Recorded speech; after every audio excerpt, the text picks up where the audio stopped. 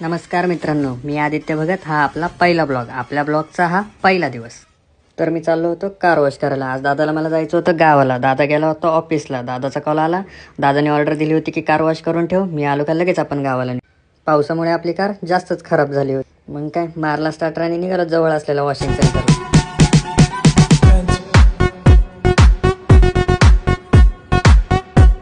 A few moments later.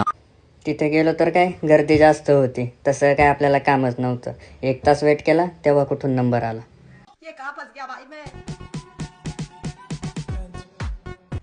मग काय car wash करून आपण लगेच निघालो होतो गावाला. बाहेर वातावरण मस्त झालं होतं. मग म्हटलं स्नॅप तर घ्यावंच लागतंय.